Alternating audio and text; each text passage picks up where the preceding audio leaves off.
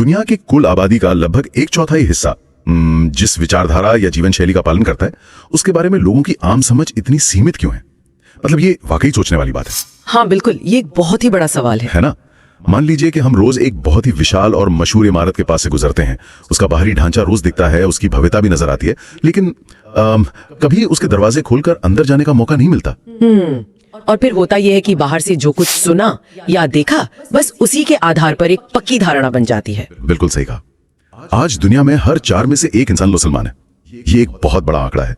लेकिन फिर भी जब इस्लाम की बात आती है ना, तो कई ऐसी बुनियादी बातें हैं जो ज्यादातर मुख्य धारा की चर्चाओं से पूरी तरह गायब रहती हैं। और ये दूरी अक्सर इसलिए पैदा होती है क्योंकि इतिहास और दर्शन को ना बहुत सतही तौर पर देखा जाता है। देखिए, किसी भी विचारधारा को उसकी जड़ों के बिना समझना लगभग असंभव है। एकदम सच बात है। क्योंकि जब कोई परंपरा 1400 साल से भी पुरानी हो ना, तो समय और राजनीति की कई परतें उस पर चढ़ जाती हैं। मैं हमेशा कहती हूँ कि उन बाहरी परतों को हटाकर मूल विचारों को समझना बहुत जरूरी है। चलिए इसे थोड़ा और विस्तार से समझते हैं। आज के इस अध्ययन का हमारा उद्देश्य ठीक यही है। हमारे पास जो ऐतिहासिक दस्तावेज और तथ्य मौजूद हैं, उनके जरिए हम इस इमारत के दरवाजे खोलेंगे। बहुत बढ़िया विचार है। हमारा मिशन उन 5 प्रमुख पहलुओं का गहराई से विश्लेषण करना है जो इस्लाम से जुड़ी आम धारणाओं से परे एक नया नजरिया पेश करते हैं। हम सिर्फ ये नहीं देखेंगे कि क्या हुआ, बल्कि ये भी समझेंगे कि वो कैसे और क्यों हुआ। बिल्कुल। और शुरुआत ना सबसे बुनियादी चीज से करनी चाहिए, यानी किसी भी चीज के नाम से। क्योंकि अक्सर नाम के भीतर ही पूरा दर्शन छिपा होता है। हाँ, जैसे इस्लाम शब्द, ये अरबी भाषा के शब्द सलाम से निकला है, जिसका मूल अर्थ शांति और समर्पण होता है। सही कहा। ये सिर्फ चंद रस्मों का समूह नहीं है, बल्कि ईश्वर की इच्छा के सामने समर्पण करने की एक पूरी जीवन शैली है। और यहाँ सबसे दिलचस्प बात यह है कि रोजमर्रा के जीवन में लोग जैसे हेलो, हाय या गुड मॉर्निंग कहते हैं, जो बस ध्यान खींचने के लिए होता है या समय का संदर्भ देता है। सही बात है। लेकिन जो मुसलमान एक दूसरे से मिलते हैं तो अस्सलाम वालेकुम कहते हैं, जिसका सीधा सा अर्थ है आप पर शांति हो। दिन में 20 बार अजनबियों या परिचितों से ये कहना ये सामाजिक संवाद को एक अलग ही स्तर पर ले जाता है। हाँ, ये ना एक तरह की पावरफुल सोशल कंडीशनिंग है। जब कोई दिन भर में बार बार शांति की घोषणा करता है, तो ये अवचेतन मन पर बहुत गहरा असर डालता है। अरे वाह, मैंने इस नजरिए से कभी नहीं सोचा था। और इसी शांति और समर्पण से एक और गहरा विचार जन्म लेता है, और वो है ईश्वर के साथ सीधा संवाद।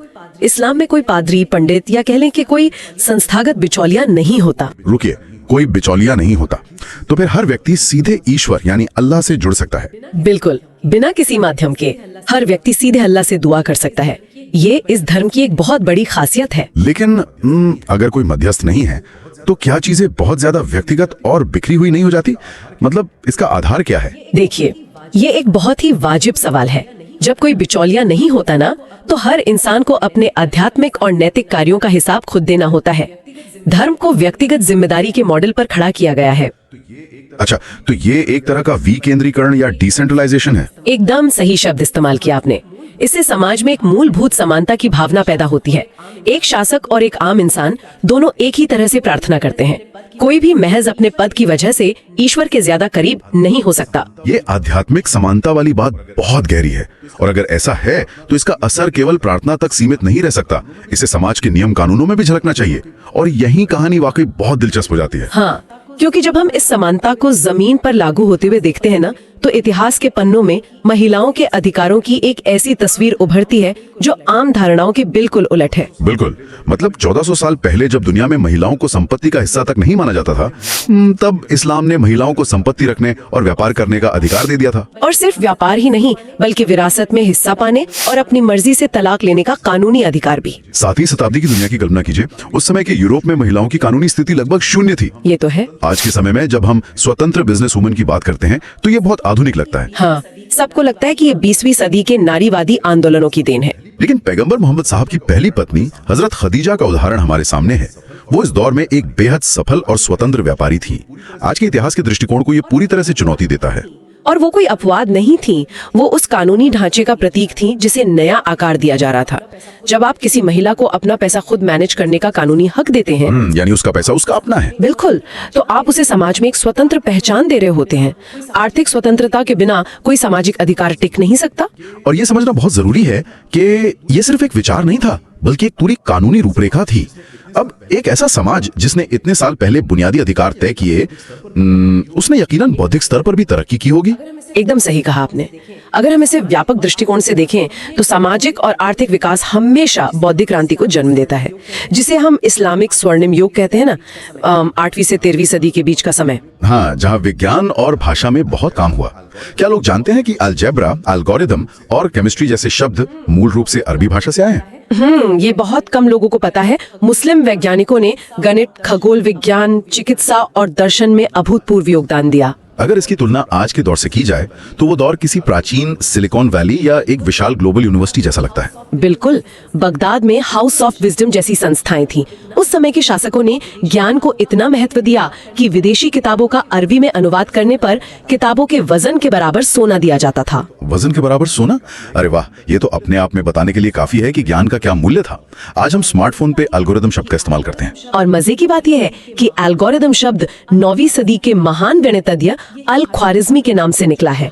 यही भाषा की ताकत है जो इतिहास को जीवाश्म की तरह अपने अंदर संजो कर रखती है। मतलब आज का आधुनिक इंजीनियर अनजाने में ही उस स्वर्णिम युग के एक विद्वान का नाम ले रहा होता है। ये वाकई हैरान करने वाला है। और ये सब इसलिए संभव हुआ क्योंकि विज्ञान को ईश्वर की रची गई सृष्टि को समझने का एक माध्यम माना गया, न कि धर्म के विपरीत कोई चीज। सृष्टि को समझने का माध्यम, ये नजरिया अगर हो तो फिर करुणा सिर्फ इंसानों तक सीमित नहीं रह सकती। यहीं से हमारी चर्चा एक और दिलचस्प पहलू की तरफ मुड़ती है, पशु अधिकार या एनिमल राइट्स। हाँ, जो हमारे पहले पॉइंट यानी शांति या सलाम से सीधा जोड़ता है। इस्लाम में जानवरों पर क्रूरता करना सख्त मना है। आमतौर पर एनिमल राइट्स का नाम सुनते ही दिमाग में 20वीं सदी के आधुनिक संगठनों का विचार आता है, लेकिन 1400 साल पहले इसकी स्पष्ट रूप से बात होना, ये क्या दर्शाता है? ये दर्शाता है कि ये करुणा एक संपूर्ण जीवन शैली का हिस्सा है। पैगंबर मोहम्मद साहब का एक बहुत ही स्पष्ट कथन है, जिसने एक जानवर पर दया की, अल्लाह उस पर दया करेगा। सच में, मतलब जानवरों को भी एक समुदाय का हिस्सा माना गया। उस प्राचीन समाज में जहां जानवर महज मशीन समझे जाते थे, वहां ऐसा नियम होना बहुत बड़ी बात है। बिल्कुल, इस्लाम दुनिया के उन पहले धर्मों में से एक है जिसने पशु अधिकारों की इतनी स्पष्टता से बात की। क्षमता से अधिक बोझ लादना, कसाई खाने के कड़े नियम या मनोरंजन के लिए जानवरों को लड़ाना, ये सब मना था। ये न्याय की बहुत ही व्यापक अवधारणा है जो इंसान और प्रकृति के बीच के संतुलन तक फैली हुई है। एकदम सही। चलिए, अब तक हमने इतिहास और दर्शन की जो परतें खोली हैं, उन्हें एक साथ पिरोते हैं। तो इन सब बातों का निष्कर्ष क्या है? निष्कर्ष यही है कि जब हम बाहरी आवरण से आगे बढ़कर चीजों को गहराई से देखते हैं ना, तो हमें एक पूरी तार्किक श्रृंखला दिखाई देती है, सलाम से शुरू होकर आध्यात्मिक समानता तक। हाँ, और उसी समानता ने महिलाओं को वो अधिकार दिए जिनकी उस समय दुनिया कल्पना भी नहीं कर सकती थी। फिर विज्ञान का स्वर्णिम युग आया जिसने दुनिया को एल्गोरिदम दिया और जानवरों के प्रति करुणा के नियम बने। बिल्कुल, ये सब अलग अलग नहीं है बल्कि एक ही विचार के हिस्से हैं।